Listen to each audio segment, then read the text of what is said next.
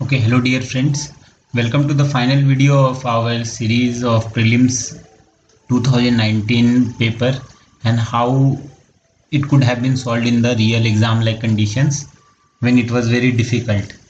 Again, to remind the candidates, the paper was very difficult in exam conditions and hence the cutoff went down to 98 for general and even further lower for all other aspirants. Now, the idea is not again to replicate what coaching institutes do or claim to do. The idea is to provide with a thought process that can be used in real examination like conditions to tackle these questions and gainfully get extra marks in the examination. So, prior to watching this video, we would request you to watch the last two videos that will give you a broad picture of how exactly we have gone about the videos. Now we'll come to question number 46 and we'll take the last 50 questions from question number 1 to 50 in this paper. The answers marked in this paper are not the right one. This is from one of the aspirants who actually follow these techniques what we are going to understand and learn in this session. So let us begin with question number 46. अगर आप question number 46 देखेंगे, it is RNA interference technology. Now, not a lot of us know about this technology. So, and there is no option such as 1, 2, 3, 4, all of them are correct. Generally in science and technology, we have advised that all of them are correct. Is one of the major answers of many questions. अब अगर इस तरह के questions आते हैं, इसका detail description हमने right hand side में भी आपको दिया है कि किस तरह से आप इसको सोच सकते थे एंड ये रूल्स को फॉलो कर सकते थे.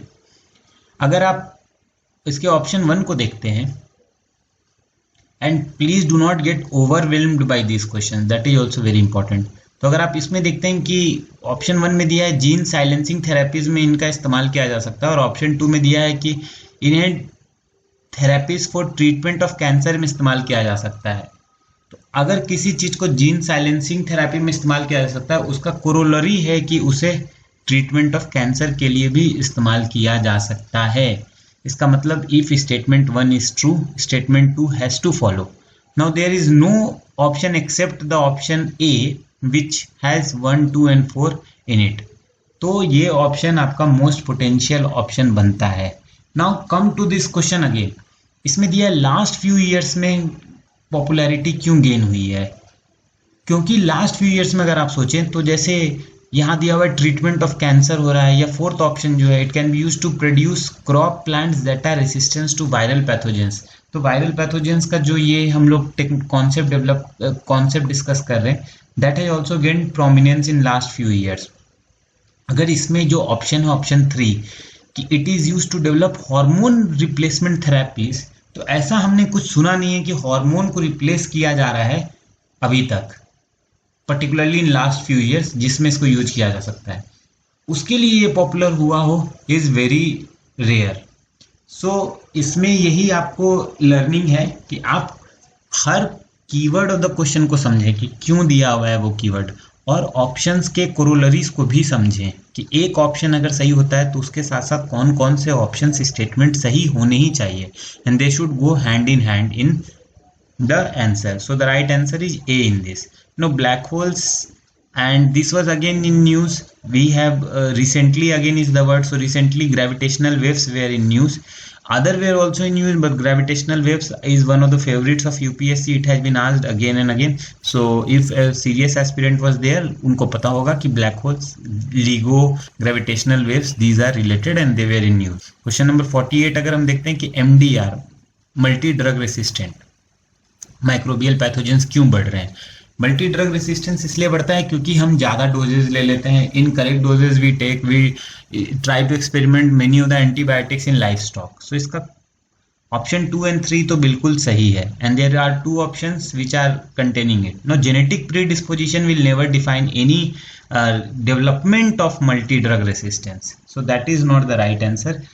जेनेटिक डिस्पोजिशन तो मेरा कुछ भी हो सकता है, उसके कारण क्या किसी कोई drug multi drug resistance microbe बन जाएगा, कोई माइक्रोब, ऐसा नहीं, जरूरी नहीं है। एंड मल्टीपल क्रोनिक डिजीज हो सकता है किसी में, तो उसके कारण ये इंक्रीज करेगा, this is again not correct. So theoretically also this question is not difficult and very solvable in this examination.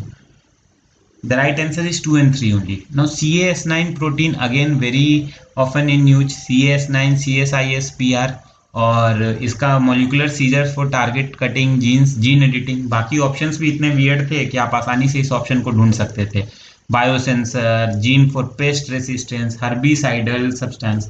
So sometimes they also give very weird and very far off options, so this could have been easily solved.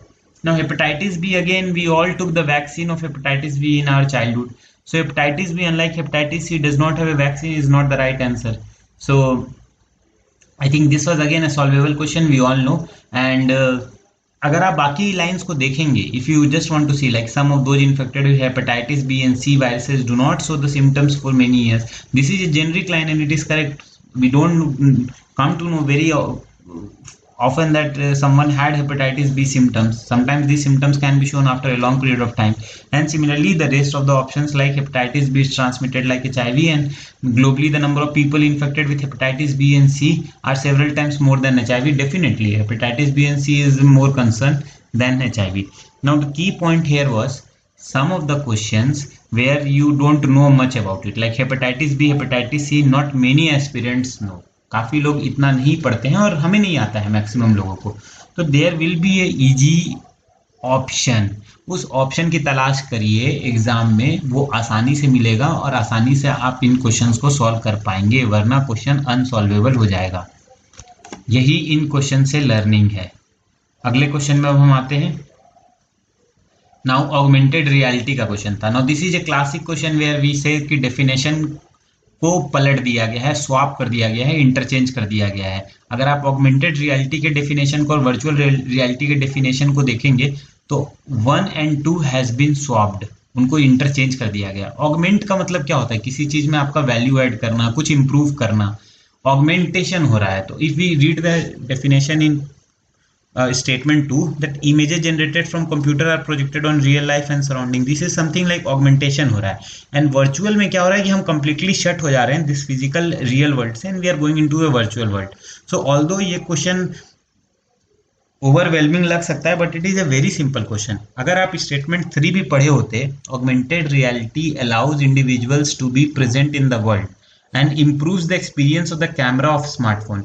Improvement is a keyword, जैसा हमने यहाँ लिखा भी है। Augmentation means some kind of improvement, आपको कुछ ये कर रहा है। And virtual means you are getting transposed to some other world, it is not a real. तो अगर आप 3 और 4 को भी सिर्फ पढ़ते तो आपको दिखता कि 3 और 4 अपने में सही है और आपको आंसर मिल जाता without even reading 1 and 2। 1 and 2 has been transposed, एक दूसरे को चेंज कर दिया गया है, क्वेश्चन का स्टेटमेंट को पलट दिया गया है। Now Denisovan again was in news and जो लोग पढ़ रहे थे उसको वो जानते थे कि it is related to fossils of human species. Now इसमें एक ही डाउट हो सकता था कि डायनासोर्स या ह्यूमन स्पीसीज में आप कोई एक ऑप्शन क्लिक कर सकते थे, लेकिन आपको ए एंड बी में से कोई एक करना चाहिए था। दैट वाज द एटलीस्ट वहां तक पहुंचना चाहिए अगर ऐसा सवाल आता है तो, क्योंकि ये न्यूज में था डेनिसोवन और इसका राइट आंसर था एक्चुअली बी। तो वहां तक एटलीस्ट पहुंचना was something which we all should aspire to. Then we come to like which of the following statements are not correct. Now this is a question in which it is written that functional chromosome can be created by joining segments from different species. Cells of different species को जोड़ना is something which is seen in sci-fi movies only. कि एक species के sales को लाके हम दूसरे species के सेल से जोड़ रहे हैं एंड डीएनए निकाल के डीएनए बेसिकली जोड़ रहे हैं, is something which is not correct. तो इसका पहला आंसर वाज नॉट करेक्ट। बाकी सारे आंसर्स लाइक आर्टिफिशियल डीएनए आप बना सकते हैं, डीएनए को लिया जा सकता है, उसको रेप्लिकेट कराया जा सकता है, उसका माइटोसिस कराया जा सकता है, these things can be done, लेकिन उसको जोड़ना functional chromosomes is something which has not happened. तो इसका ये गलत था। इसको भी कई एस्पिरेंट्स ने सही बनाया क्योंकि different species itself is becomes a very tricky territory. तो इसमें से बेस्ट फिटेड आंसर यही था और इसको कई लोगों ने सही किया। Now question number 44 again many got confuse in the examination. Now देखिए डिजिटल सिग्नेचर क्या है। Many government institutions provide you again with digital signature. Actually में definition of digital signature is given in third.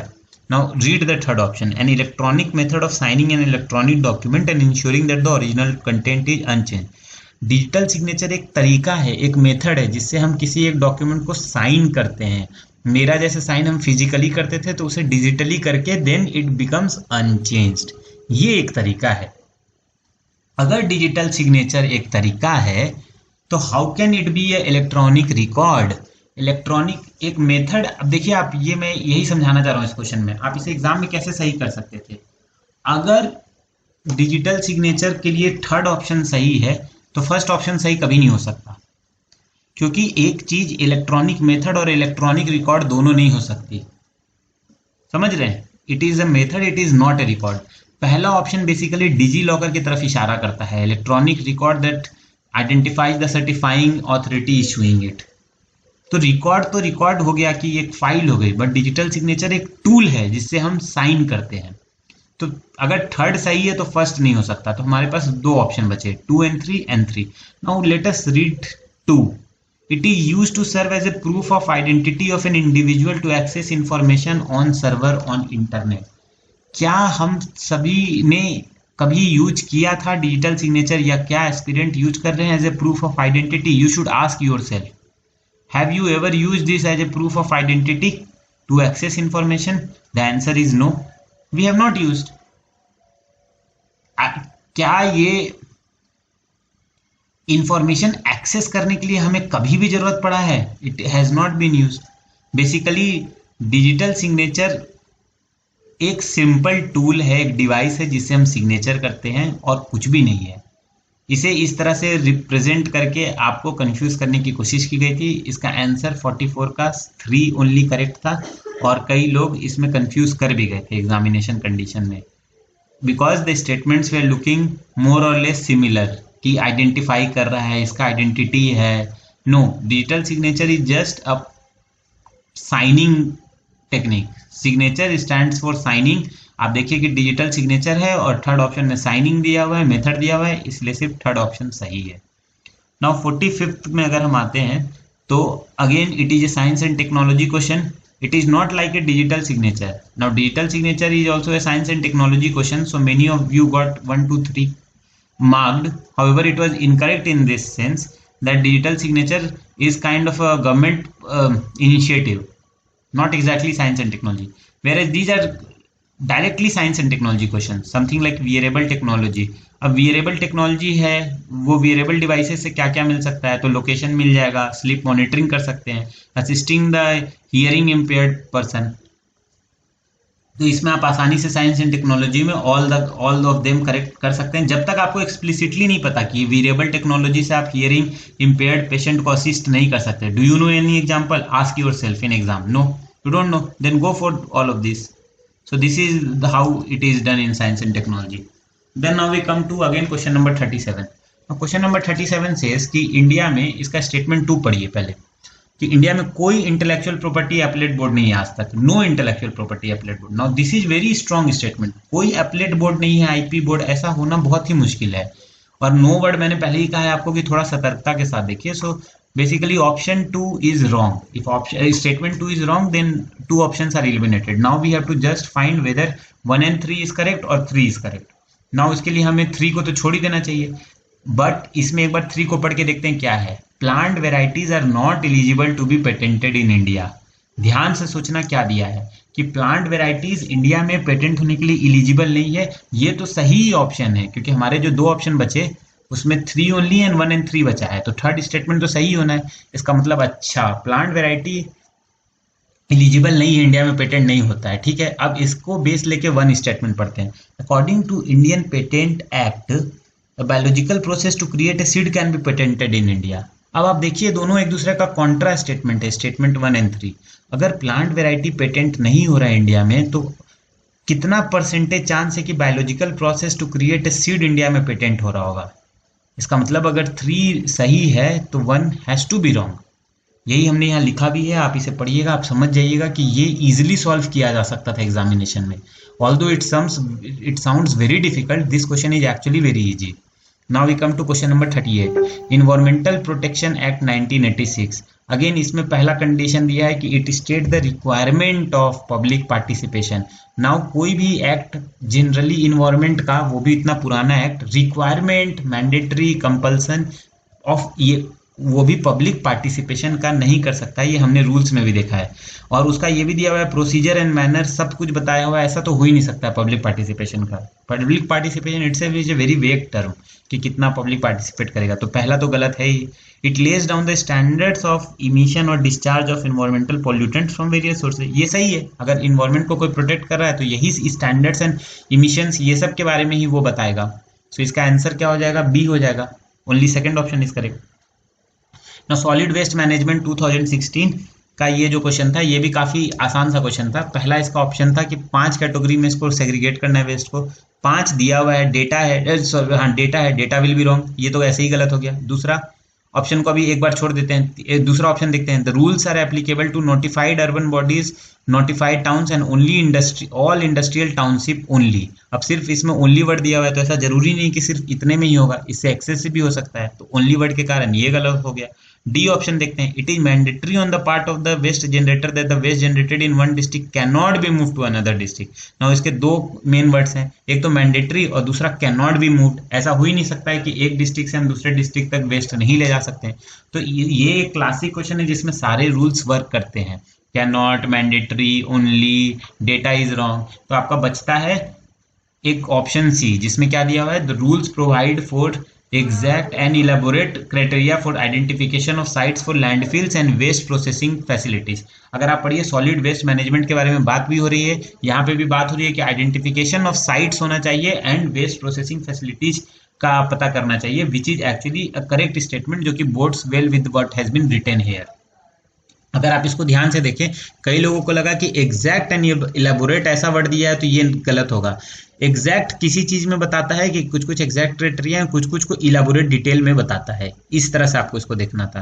Now अगला question हम देखते हैं, industrial employment central rules का जो अमेंडमेंट किया गया।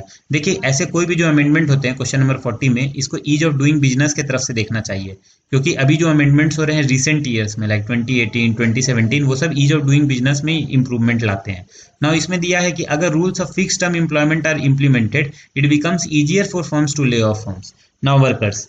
तो अगर फिक्स टर्म एम्प्लॉयमेंट होगा तो हमें पता होगा कि इसका 4 साल का एम्प्लॉयमेंट है, इसका 3 साल का है, तो अगर हमें 3 साल के बाद निकालना है तो आसान हो जाएगा एक्चुअली। अभी क्योंकि वेग टर्म्स हैं, डिफिकल्ट है निकालना अभी के समय में। कुछ लोग इसे कंफ्यूज कर गए गवर्नमेंट सेटअप से। ये गवर्नमेंट नहीं, ये इंडस्ट्रियल एम्प्लॉयमेंट में है। लोगों को लगा कि अगर गवर्नमेंट में फिक्स टर्म कर देंगे तो फिर निकालेंगे कैसे, फिर पेंशन देना पड़ेगा, फिर वो रिटायर करेंगे। But this is all being talked about industrial setup. तो इंडस्ट्री में अगर आपको पहले से पता है ये वर्कर 3 साल काम करेगा तो उसे आसानी से निकाल सकते हैं फिर। एंड दूसरा है कि no notice of termination of employment shall be given in case of temporary. अगर कोई टेम्पोररी है तो उसे कोई टर्मिनेशन नोटिस दिए बिना ही निकाला जा सकता है। Again it is in line with ease of doing business कि हाँ भाई ऐसा कर सकते हैं टेम्पोररी के लिए, परमानेंट के लिए हम उसे उसका टाइम खत्म होने के बाद निकाल सकते हैं नोटिस देके। सो ये क्वेश्चन भी बनाया जा सकता था, इसका दोनों सही है। इसको again ease of doing business के लेंस से देखना है। ना ये क्वेश्चन 34 भी क्लासिक क्वेश्चन है, जिसमें जो स्टेटमेंट 1 है यूएनसीएसी और स्टेटमेंट 3 जो है यूएनटीओसी, दोनों के डेफिनेशंस को बदल दिया गया है, डेफिनेशन स्वैप किया गया है। यूएनसीएसी कन्वेंशन अगेंस्ट करप्शन जो होगा और United Nation transnational crime organize crime, अगर आप एक बार डेफिनेशन बदल के देखिएगा तो आपको पता चल जाएगा कि इसके आंसर्स क्या हैं बेसिकली। तो इसका 1 और 3 गलत हो जाएगा। 1, 3 जैसे ही गलत होगा, जैसे ही 3 गलत होगा तो आंसर 2 और 4 आ जाएगा। इसमें मैं ये कहना चाहूंगा, जैसे कई एस्पिरेंट ने first ever legally binding global anti corruption instrument देखकर इसको चेंज कर दिया या क्रॉस करके आंसर निकाला 2 को काट के 1 और 3। ये अगेन मैं यही बोलूंगा, जब एक से ज्यादा रूल्स एक क्वेश्चन में वर्क करें तब हमें ये रूल्स की प्रेसिडेंस को समझना होगा। रूल्स का प्रेसिडेंस ये कहता है कि जब भी डेफिनेशन है, सबसे पहले आप डेफिनेशन स्वैप करके देखिए क्या डेफिनेशन सही है या एक स्टेटमेंट का डेफिनेशन दूसरे में डाल दिया गया है। अब अगर आप देखते हैं ऑर्गेनाइज क्राइम और उसको अगर आप डेफिनेशन 1 से मिलाते हैं कि organize crime is a protocol against smuggling of migrants by land, sea and air, तो बिल्कुल सही आता। तो ऐसे क्वेश्चन में आपको रूल्स के बेसिकली उन रूल्स को जाना चाहिए जो उस पर पहले ज़्यादा एप्लीकेबल होते हैं। ठीक है, क्वेश्चन नंबर 35 में ये एक ट्रैप क्वेश्चन था एक्चुअली ना। इसमें ट्रैप इन्होंने क्या किया कि 1927 में एक अमेंडमेंट आया था जिसमें बम्बू को तो डिक्लेयर किया गया, बैम्बू को माइनर फॉरेस्ट प्रोड्यूस, लेकिन उसे हम फॉरेस्ट एरिया से नहीं काट सकते। यहाँ पे क्लेवरली उसे वो लिख दिया गया ऑप्शन 1 में। तो ये पहचानना बहुत मुश्किल था, अगर कोई ये पहचान लेते तो उनका राइट आंसर आने का चांसेज बढ़ जाता है इसमें। तो क्वेश्चन नंबर 35 में पहला स्टेटमेंट गलत था, बाकी दोनों स्टेटमेंट सही थे। 2006 का जो 2006 में बनाया भी गया है नियम, उसके हिसाब से था, and you could have got the answer. Now again marry करना किसी का जो कॉन्स्टिट्यूशनल राइट है, मतलब राइट टू लाइफ है, राइट टू लाइफ एक तरह से आर्टिकल 21 से रिलेटेड है। Don't get confused, it is a straight forward question, easy question. हमेशा आर्टिकल 21 से या आर्टिकल 19 से इस तरह के एक सवाल आसान वाले रहते ही हैं, उसे हमें आसानी से बनाना चाहिए। Now again this question is a very good question. The next question number 31 that we'll deal. Now PTGs. अब हम देखते हैं PTGs का जो स्टेटमेंट 2 और 4 है ये तो सही था। इरूलर, कोंडा, रेड्डी, अगर आपको नहीं भी पता तो आप इसे अभी बाद में पढ़ सकते हैं। हमें एलिमिनेट करना था स्टेटमेंट 1 की PTGs 18 states and 1 union territory में है या 95 PTGs हैं। तो आप ये समझिए कि पीटीजी अंडमान निकोबार में तो होते ही हैं। अब इसमें भी दोनों एलिमिनेट कर सकते थे हम कि दोनों गलत होगा या कोई एक गलत होगा, तो किसको ज़्यादा गलत माना जाए। तो रूल ये कहता है, रूल में आपको यही ध्यान से समझना है सोच के, कि अगर एक यूनियन टेरिटरी सही दिया है तो इसका मतलब उसने 18 स्टेट्स भी सोच के दिया होगा। या तो एग्जामिनेशन में जो सेट कर रहा था पेपर वो ये करता 18 स्टेट्स एंड 2 यूनियन टेरिटरीज, या तो ये कर सकता था 20 स्टेट्स एंड 0 यूनियन टेरिटरी। बात समझ रहे हैं?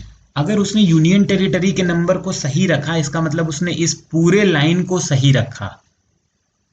और किसको आसानी से वो चेंज कर सकता था? एक्चुअली 75 पीटीजीज रियल में हैं, तो उनको 95 बनाना is easier than changing 18 states and 1 union territory. Again I am saying everything in hindsight bias, लेकिन ये आप अगर सोचें ध्यान से तो आपको इजी लगेगा कि हाँ 75 को 95 चेंज कर दिया गया, इस डेटा को गलत कर दिया गया, और 18 स्टेट्स और एक यूनियन टेरिटरी के कारण यहाँ आपको हिंट दिया गया था कि एक यूनियन टेरिटरी उसने क्यों बचा के रखा, क्योंकि वो बताना चाह रहा था कि ये सही स्टेटमेंट है। बाकी दोनों स्टेटमेंट सही थे और इससे आप निकाल लेते। अगला क्वेश्चन में आर्टिकल 142 था जो सुप्रीम कोर्ट से रिलेटेड है। बाकी ज्यादा कुछ पढ़ने की जरूरत नहीं है, options were very very vague and very different, very weird options थे, तो आसानी से आप निकाल सकते थे। Again coming to question number 33। नाउ क्वेश्चन नंबर 33 में governor always makes a customary address, ये आपको पॉलिटी में पता होना चाहिए, to the house at the commencement. और अगर स्टेट लेजिस्लेचर के पास रूल नहीं है तो ये काफ़ी लोग कंफ्यूज कर रहे थे अननेसेसरीली, लेकिन ये स्ट्रेट फॉरवर्ड है कि रूल्स नहीं है तो लोकसभा के जो रूल्स होते हैं उसको फॉलो किया जा सकता है। यही फेडरल स्ट्रक्चर में यूनिटरी एंड फेडरल स्ट्रक्चर की जो हम बात करते हैं यही एक्सटेंशन है उस चीज़ का, और इसे उसी तरह से देखा जाना चाहिए था। Now we come to question number 26। अगर आरबीआई को क्या स्टेप नहीं लेना चाहिए, स्लाइड हो रहा है अगर रुपीस का, तो इसका भी स्ट्रेट फॉरवर्ड था। मैंने आपको कई बार बोला है कि ये सब चीज़ें इंट्यूटिव रखा करें कि अगर स्लाइड हो रहा है आपका पैसा और अगर आपने एक्सपेंशनरी मॉनेटरी पॉलिसी फॉलो किया तो इससे क्या होगा कि आप और पैसा मार्केट में रिलीज करेंगे, इससे और आपका रुपये का स्लाइड बढ़ेगा, इससे आपका और रुपये डिप्रिशिएट करता है। एक्सपेंशनरी मॉनेटरी पॉलिसी हमेशा करेंसी को डिप्रिशिएट करवाता है, तो इसे आपको रोकना पड़ेगा। तो इसका बेसिकली आंसर यही था कि हमें उस समय एक्सपेंशनरी मॉनेटरी पॉलिसी का रिवर्स करना था, टाइटनिंग करना था। तो इसका आंसर डी था, स्ट्रेट फॉरवर्ड क्वेश्चन था। बाकी सारे ऑप्शंस भी इसके सही थे। मसाला बॉन्ड में आप करेंगे तो रुपये का डिमांड बढ़ेगा, इससे भी होगा। देन इन ईज होगा, अगर एक्सटर्नल कॉमर्शियल बोरिंग के कंडीशंस बढ़ेंगे तो भी यहाँ पे रुपये धीरे धीरे स्ट्रेंथन होगा, लोग ज़्यादातर आएंगे लोग अपना देने के लिए। अगर हम इंपोर्ट्स नॉन एसेंशियल का कम करेंगे तो हमें जो डॉलर का खर्च हो रहा है वो कमेगा, डॉलर का खर्च कमेगा तो उससे डॉलर के कंपैरेटिव में रुपये स्ट्रेंथन होगा। तो एक तरह से ये आप कर सकते थे अगर आपको इकोनॉमिक्स का फील आता है तो। Question number 27। तो क्वेश्चन नंबर 27 में कि आरबीआई ने एक डेटा डिक्टेट दिया है और इसका जो इम्पोर्टेंट है वो रिसेंट डायरेक्टिव्स है, और तीसरा इंपॉर्टेंट है कि स्टोरेज के बारे में बात किया जा रहा है। समझ रहे हैं, 3 वर्ड बहुत इंपॉर्टेंट है इसके, स्टोरेज, रिसेंट डायरेक्टिव। तो हमेशा उस वर्ड को देखिए स्टेटमेंट में, स्टोरेज किस लाइन में दिया है ये वर्ड। तो ये दिया है फर्स्ट स्टेटमेंट में कि जो भी डेटा है, entire data relating to payment systems operated by them are stored in system. देखिए यहाँ भी स्टोरेज दिया है, यहाँ भी स्टोर्ड दिया है, तो ये दोनों मैच करता है। हाँ, ओनली इन इंडिया, अब ओनली वर्ड से आप कंफ्यूज कर सकते हैं, तो इसको थोड़ी देर के लिए होल्ड कर सकते हैं। दूसरा है they shall ensure that systems are owned by PSB. तो ये तो बिल्कुल गलत है। आरबीआई क्यों चाहेगा कि पब्लिक सेक्टर ही सिर्फ ओन करे, प्राइवेट सेक्टर का क्या होगा? तो 2 जैसे ही आप एलिमिनेट करिएगा, आपके पास बचा है आइदर 1 और 3 एज आंसर। अब 3 देखिए, they shall submit the consolidated system का audit report to CAG. CAG के पास ऑलरेडी इतना काम है, उन्हें इतना सारा डेटा सब कुछ का भर के क्यों देगा यहाँ से। दूसरा, हमेशा ये सब जो स्टोरेज प्रोटेक्शन की बात हो रही है, डेटा प्रोटेक्शन की, तो अगर हम सारा डेटा सीएजी को देते हैं तो एक तरह से डेटा ये सारा हमारा ओपन हो रहा है, लीक हो रहा है, काइंड ऑफ सीएजी को जा रहा है, तो वो भी इस स्टोरेज ऑफ डेटा से रिलेटेड नहीं है। और पहले स्टेटमेंट में अगर आप देखिए तो स्टोर्ड इंडिया में स्टोर करने की बात की जा रही थी, हो भी रहा था कि सारे जो कंपनीज, अब रिसेंट वर्ड भी दिया हुआ है इसमें, तो सारे जो कंपनीज है they must be storing their data in the native countries only rather than taking data to other countries. तो ये न्यूज़ में भी था, स्टोरेज वर्ड भी है, और बाकी 2 ऑप्शन भी काफ़ी वियर्ड थे। अगला हम क्वेश्चन आता है जनरल डेटा प्रोटेक्शन रेगुलेशन। इसका आंसर मैंने आपको बोला ही है कि जब भी European union kind of option रहे तो आप यूरोपियन यूनियन ऑप्शन को एकदम आंसर सही मानिए। और इसका दूसरा भी ये चीज़ है कि आप मानिए कि यूएसए जैसे कंट्रीज या कनाडा, ये लोग डेवलप्ड कंट्रीज हैं, वो अभी डेटा प्रोटेक्शन रेगुलेशन क्यों लाएंगे? They already had these data protection regulation. ये भी आपको सोचना चाहिए।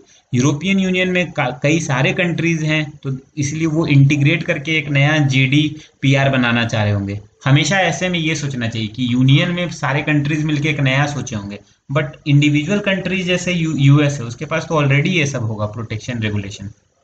नाउ न्यूक्लियर फील्ड है, अगेन न्यूक्लियर इंडिया जो डील करता है वो रशिया या यूएस से डील करता है। नाउ ये क्वेश्चन भी काफी सिंपल था। इंडिया का लिखा है कि एक्शन फॉर प्राइवेटाइजेशन अभी एक डील साइन किया हाल फिलहाल में, recently is the important word है, और उससे सारा आंसर आ जाता है।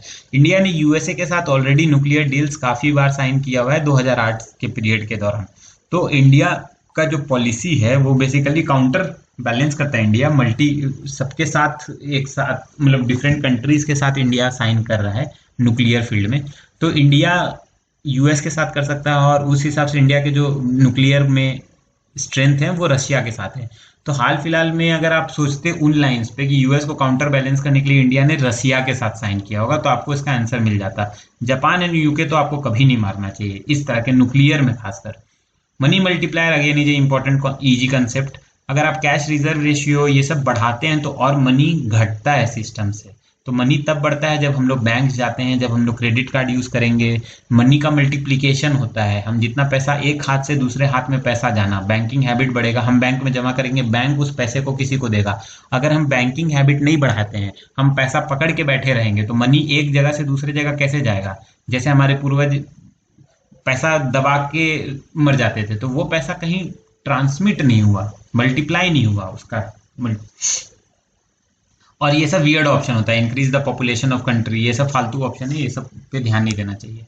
अब हम आते हैं क्वेश्चन नंबर 21 पे। नाउ इसमें तो साफ साफ आपको दिख रहा है, कोई high court, no high court shall have jurisdiction to declare any central law to be constitutionally invalid। ये काफी एक्सट्रीम स्टेटमेंट है, नो एनी सब है, ये तो बिल्कुल नहीं होगा। An amendment of constitution can not be called upon supreme court in India. NJAC एक ऐसा अमेंडमेंट था जिसको सुप्रीम कोर्ट ने बुलाया ही था, तो ये भी गलत है, ये भी आप समझ सकते हैं। और no high court shall have, article 377 पे दिल्ली हाई कोर्ट ने रिव्यू किया है, कई बार इलाहाबाद हाई कोर्ट रिव्यू करता है, तो ये दोनों ऑप्शन तो एकदम बिल्कुल सही स्टेटमेंट है। और पीपीपी टर्म्स में इंडिया का रैंक 3rd था। यहाँ पे अगेन डेटा देके आपको गलत डेटा दिया गया, पहले भी बताया मैंने, डेटा गलत दिया जाता है। 6th दिया, 6th में तो एक्चुअली इंडिया ओवरऑल टर्म्स में आ गया था 6th, तो इसका आंसर 1 हो जाएगा, दूसरा गलत है। खरीफ क्रॉप्स, इसमें कुछ दिमाग नहीं लगाना था, आपको नहीं पता था बाकी ऑप्शन, सिर्फ ये एक ही वर्ड के लिए दिया गया था पूरा क्वेश्चन। इसका 4th स्टेटमेंट में दिया हुआ है कि area under sugarcane cultivation has steadily decreased. कोई भी चीज स्टीडली इंक्रीज डिक्रीज इंडिया में नहीं करता है। अगर आप इस ऑप्शन को गलत मान लेते आपका आंसर आ जाता, क्योंकि 3 ऑप्शंस में था, तो आपका आंसर 1 and 3 था। Again I am saying this question was just given for this particular statement, इसमें इतना ही टाइम और दिमाग खर्च करना था, वरना आप इस क्वेश्चन में फंस जाइएगा। क्वेश्चन नंबर 24 में हम आते हैं, तो highest imports in terms of value बोल रहा है। वैल्यू हमेशा वाइल हमेशा एक्सपेंसिव होगा किसी भी चीज में। बाकी सारी चीजें तो इंडिया में होती भी है, इंपोर्ट भी होती होंगी, तो इंडिया कम लेवल पे करता होगा। वेजिटेबल ऑयल अगर क्वांटिटी वाइज कम होगा लेकिन वैल्यू वाइज उसका हाईएस्ट इंपोर्ट, ऑयल महंगा होता है। देन अगर पॉलिटी के टर्म्स में हम देखते हैं, लिबर्टी का क्या मतलब है, हमने हमेशा बोला है इकोनॉमिक्स और पोलाइटी में बेस्ट सूटेड स्टेटमेंट के लिए जाए। लिबर्टी का ये मतलब हो सकता है absence of restraint, but that is not best suited. आपका रिस्ट्रेंट नहीं है। आप मान लीजिए कि जैसे अभी कोरोना के टाइम्स में लिबर्टी का क्या मतलब है कि आपका अपॉर्चुनिटी आपको दिया गया, रिस्ट्रेंट हटा भी दिया गया, लेकिन आपको अपॉर्चुनिटीज नहीं दिया गया फुल्ली डेवलप करने के लिए, तो आप लिबर्टी को थोड़ी ना देख रहे हैं। तो बेसिकली सबसे सब्सटैंशिएटेड स्टेटमेंट, सबसे सही स्टेटमेंट जो लगे उसी के लिए जाना चाहिए। Opportunity to do whatever one likes is absolutely absurd statement. मैं कुछ करना चाहूंगा, मुझे उसकी आज़ादी हो जाए, ये लिबर्टी थोड़ी है। लिबर्टी है कि आप डेवलप करिए, आप अपने आप को और विकसित करिए, इंप्रूव करिए, इसके लिए हम आपको आज़ादी देंगे, अपॉर्चुनिटी देंगे। क्वेश्चन नंबर 16 पे आते हैं, हमेशा गवर्नर से रिलेटेड पूंजी, सरकारिया, ये सब कमीशन होता है। बाकी कुछ इसमें ऑप्शन देखने का जरूरत भी नहीं है, ये सब ट्रैप क्वेश्चंस नहीं होते हैं पॉलिटी के। अगला आते हैं, पोर्टफोलियो इन्वेस्टर पार्टिसिपेट करना चाहता है, इन्वेस्टर है, पी नोट्स के थ्रू करता है, ये आपको पता है। पी नोट्स का डेफिनेशन होता है, बेसिकली इन्वेस्टर क्या करना चाहेगा, पार्टिसिपेट ओनली। तो क्वेश्चन नंबर 17 में पी नोट्स प्रोमिसरी है या पार्टिसिपेटरी है, तो आंसर इज पार्टिसिपेटरी नोट्स है। इसमें गलती एक्सपेक्टेड नहीं है एक सीरियस यूपीएससी एस्पिरेंट से। These are easy questions in the examination which should be solved easily without getting confused. Then question number 18 में आते हैं, कैंपा। कैंपा तो दोनों जगह होगा भाई, एफोरेस्टेशन की बात हो रही है तो नेशनल में भी होगा, स्टेट में भी होगा। दूसरा इसमें दिया है कि मैंडेटरी अगेन पीपल का participation. Again I am saying कि एनीथिंग लाइक पीपल का पार्टिसिपेशन को मैंडेटरी कराना किसी भी लॉ के एम्बिट से बहुत बड़ा होता है। ये चीज मैंडेटरी, कंपल्सरी या यही इसको डिफाइन करता है। These statements are generally wrong. Optional दिया होता, वॉलंटियर दिया होता तो we could have considered, but mandatory is wrong. So इसका आंसर सिर्फ पहला हो जाएगा। अगेन आप देख रहे हैं रेगुलेटर, रेगुलेटर से नीति आयोग को क्या मतलब होगा, NITI Aayog and finance commission क्यों रिव्यू करेगा रेगुलेटर्स क्यों? Basically they are more concern with developmental aspect, financial aspect. तो अगर आप 3 और 5 को इलिमिनेट करिएगा ऑप्शन से तो you will easily get ad hoc committees and parliamentary standing committees, ये करते हैं। Now question number 20 is again an interesting question. Question number 20 का सबसे इंपॉर्टेंट है स्टेटमेंट नंबर 3 को पढ़ना। नाउ स्टेटमेंट नंबर 3 कहता है कि 5th 5-year प्लान में पहली बार for the first time financial sector को इंटीग्रल पार्ट बनाया गया। मतलब 1 से 4th ईयर प्लान भारत ने बना दिया बिना इसे इंटीग्रल पार्ट बनाए हुए। इसका मतलब कुछ बेसिक बहुत बड़ी गड़बड़ी हुई होगी।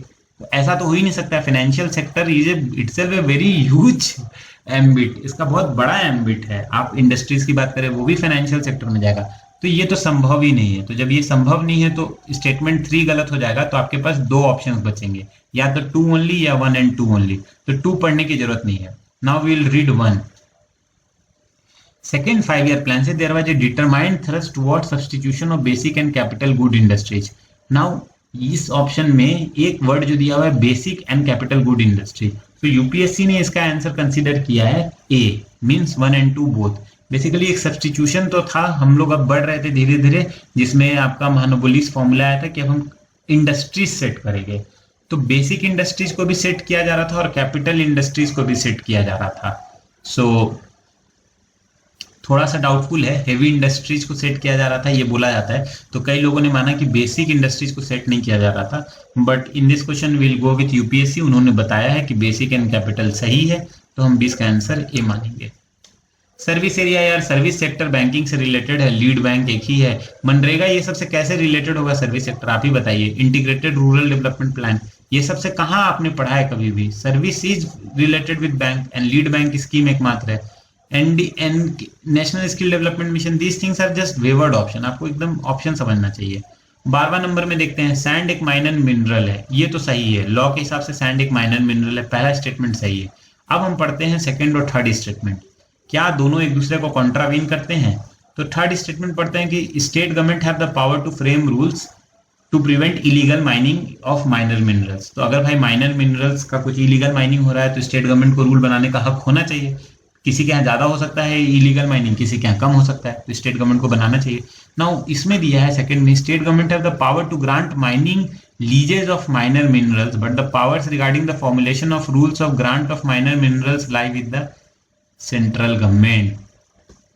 तो इनका कहना है हम लीज दे सकते हैं, लेकिन हम उसका formation of rules minor mineral का नहीं कर सकते, वो सेंट्रल गवर्नमेंट करेगा। और थर्ड स्टेटमेंट कहता है कि हाँ रूल्स बनाने का हमें अधिकार है अगर इलीगल माइनिंग को रोकना है। तो ये दोनों स्टेटमेंट एक साथ नहीं जा सकता है। अगर 3 सही है then 2 has to be wrong. And 2 थोड़ा सा ऑकवर्ड एंड वियर्ड लगता है कि स्टेट गवर्नमेंट सब कुछ कर रहा है लेकिन सेंट्रल गवर्नमेंट उसके रूल्स को बना रहा है माइनर मिनरल्स पे। ये तो थोड़ा गलत है जी। अगर major minerals then still we could consider, but minor minerals के केस में तो स्टेट को छूट होना ही चाहिए। अगर बालू किसी स्टेट का ज्यादा है तो उसका अपना रूल्स होना चाहिए, वो अपने तरीके से बनाएगा। तो इसका सेकंड स्टेटमेंट गलत हो जाता है। इसका आंसर हो जाता है 1 and 3 12 का। Now question number 13 again, most of the India's external debt is by government entities is wrong. Actually external borrowings commercial borrowings के टर्म्स में होता है। कई लोग कंफ्यूज कर जाते हैं कि गवर्नमेंट ही सिर्फ पैसा ले रहा है, पैसा इंडस्ट्रीज काफी लेती हैं बाहर से, और इंडिया का सारा एक्सटर्नल डेट यूएस डॉलर में, ऐसा तो हो ही नहीं सकता है, ये तो बिल्कुल ही गलत है। तो ये स्टेटमेंट आप आसानी से निकाल सकते थे एग्जाम में। कौन सा एसेट्स नहीं होता है कॉमर्शियल बैंक का? डिपॉजिट्स नहीं होता है, क्योंकि डिपॉजिट जो होता है हमारा एसेट होता है, वो बैंक के लिए एक लाइबिलिटी होता है। बाकी चीजें बैंक देती हैं, एडवांसमेंट, इन्वेस्टमेंट, ये सब बैंक में करती है, तो वो बैंक बाद में उससे पैसा बना सकती है। 15 नंबर क्वेश्चन में आते हैं कि करेंसी क्राइसिस का रिस्क किससे कम सकता है। Now let us read 1 and 3। अगर फॉरेन ये currency earnings India IT sector की हो रही है तो हमारे पास करेंसी आ रहा है, डॉलर आ रहा है, तो उससे घट सकता है। रेमिटेंसेज अगर दे रहे हैं ब्रॉड से लोग, तब भी डॉलर आ रहा है, तो 1 and 3 has to go hand in hand. ये तो आपको समझ में आ गया, दोनों एक ही तरह का स्टेटमेंट है। तो 2 ऑप्शंस आपके एलिमिनेट हो गए, 1 only एंड 2 only। अब बचा 1, 2 and 3 एंड 1 and 3, तो 2 पढ़ते हैं। Increasing the government expenditure. अब गवर्नमेंट एक्सपेंडिचर अगर बढ़ा देंगे तब तो करेंसी रिस्क बढ़ जाएगा, और हमें डर रहेगा कि करेंसी फ्लक्चुएट करने लगेगा, हमारा गवर्नमेंट का फिजिकल पोजीशन गड़बड़ हो सकता है। अगर इसमें डिक्रीजिंग द गवर्नमेंट एक्सपेंडिचर होता तो कोई बात भी होती, तब हम अपने करेंसी क्राइसिस से गुजर रहे हैं तो हम क्यों अपना एक्सपेंडिचर बढ़ाएंगे, आपको खुद सोचना चाहिए। तो ये क्वेश्चन भी काफी आसान था, लॉजिकल था। Now we come to last 10 questions. Now maternity benefit. Now maternity benefit में यहाँ तीनों में डेटा था, 2 children, 3 months and daily creche visit 6 बार होना चाहिए। Now you have to think कि कौन सा डेटा इसमें सही हो सकता है। तो हमने पढ़ा है कि 2 चिल्ड्रेन को तो भाई will get reduce entitlement. 1 children से 2 चिल्ड्रेन होगा तो रिड्यूस तो होगा ही इंटाइटलमेंट, ये तो बिल्कुल सही बात लगती है। और 6 क्रेच डेली विजिट करना इज वेरी वेरी टफ। तो अगर आप इसमें 2 को एलिमिनेट कर देते तो ही आपका आंसर आ जाता। अब प्रेग्नेंट वुमेन भी 3 महीने पहले 3 महीने बाद, ये डेटा भी गलत था, इसको भी काटा जा सकता था। लेकिन मैं बोलूंगा इस क्वेश्चन में 6 बार क्रेच जाना बहुत ज्यादा है एक दिन के लिए, इसीलिए ये गलत था। ईज ऑफ डूइंग बिजनेस आपको मैंने कई बार बताया, वर्ल्ड बैंक का जो आता है उसे आप ध्यान से पढ़िए। उसमें देखिए जो बिजनेस से रिलेटेड इसमें सारे टर्म्स थे, टैक्स पे करना, प्रॉपर्टी रजिस्टर कराना, construction permit, maintenance of law and order का बिजनेस से कोई रिलेशन नहीं है, इसलिए वो उसका सब इंडेक्स नहीं हो सकता। अगर आप नहीं भी जानते थे सब इंडेक्स, फिर भी आप इजिली गेस कर सकते थे। एक्सटेंडेड प्रॉपर्टी प्रोड्यूसर रिस्पॉन्सिबिलिटी ई वेस्ट के लिए बोला जाता है, 2011 में आया या किस में आया उससे मतलब नहीं है। यू नो कि ई वेस्ट एक्सटेंडेड प्रोड्यूसर रिस्पॉन्सिबिलिटी से, और आपको आना चाहिए।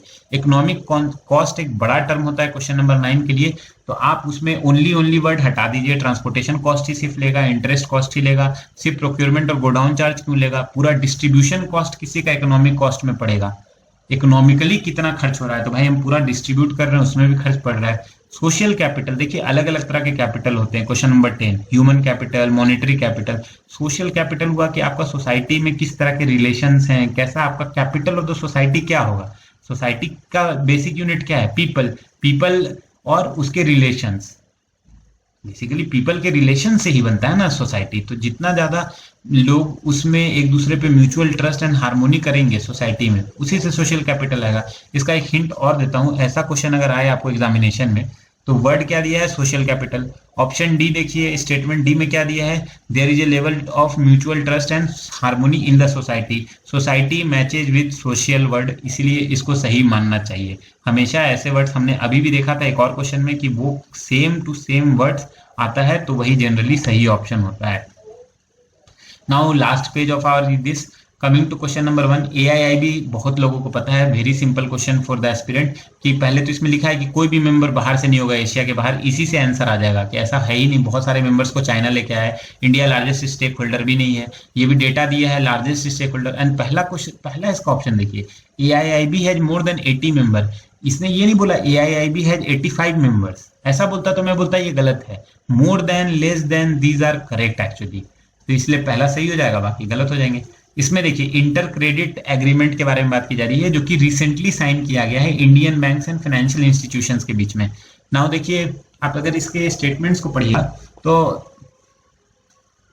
इसमें देखिए, इसके स्टेटमेंट्स को पढ़िएगा तो आप देखिएगा कि इसमें क्रेडिटर एग्रीमेंट है, तो क्रेडिट इससे मतलब किसकी बात की जा रही है, इसमें बैंक्स की बात की जा रही है, फाइनेंशियल इंस्टीट्यूशन की, और इसमें इंटर क्रेडिटर है, क्रेडिटर से क्या रिलेशन आएगा, आपको लोन्स का आएगा, आपको एसेट्स का आएगा, फाइनेंसिंग का आएगा, लेंडिंग का आएगा, इस तरह के वर्ड्स उसमें आने चाहिए आपके स्टेटमेंट में। तो आप देखिएगा कि और एक चीज देखिएगा, जब भी यूपीएससी को कोई एक स्टेटमेंट सही देना होता है तो उससे एक मिलता जुलता स्टेटमेंट देता है, जैसे इसमें 50 करोड़ वाला 2 स्टेटमेंट दिया, तो ये भी एक हिंट होता है कि आपको इन दोनों स्टेटमेंट में से ही एक चुनना है।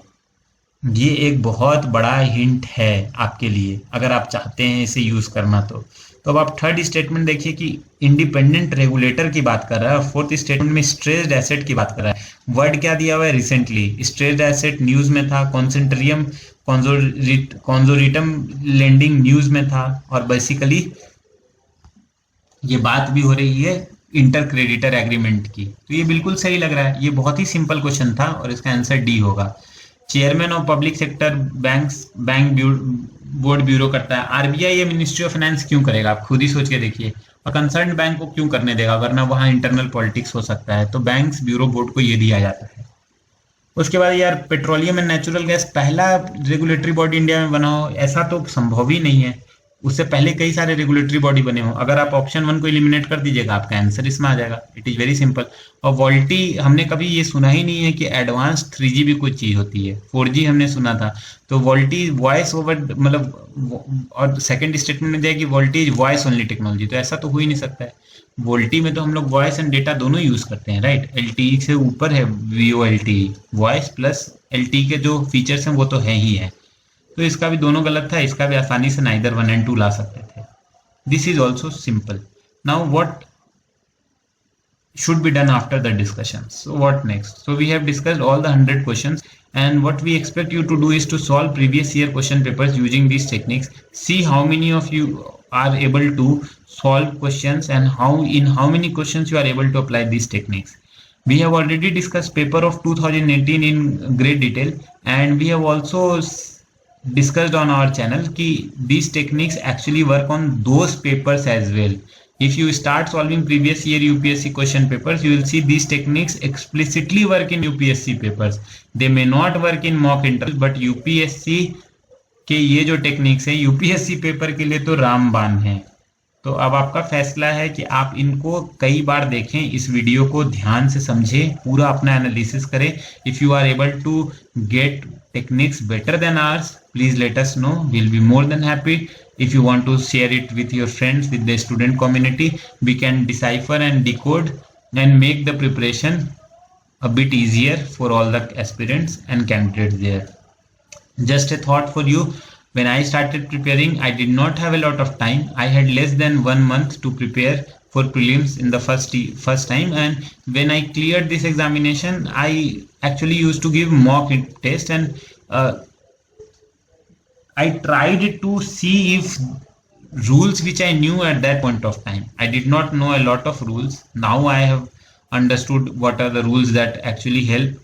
So I used to see if my rules are working in the mock papers or not. So sometimes what used to happen, I used to get 70 marks, sometimes 100 marks, sometimes 80 marks, sometimes 50 also, sometimes 120 also, depending on how many of these rules actually clicked in those papers. So I did not used to get frustrated with the marks that I was getting. My target was, am I using the rules again and again in the same spirit and in the same flow which I have learned? If I am changing my rules, if I am changing the backbone of my preparation and just to get more marks in any particular mock, then it is going to hamper my real performance on the D-Day.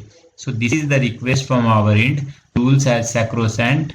These rules will help you in the real examination, even though they might not prove to be helpful up to certain extent in the mock examinations. With this, I conclude this, and I would like to thank all of you for watching those 3 videos effectively, efficiently, and if you have not watched them effectively, I would request you to have the question paper ready at your end and then watch the videos. That will serve a lot of purpose. You can wait on each and every question and give a time of 5 to 6 minutes to think about each options.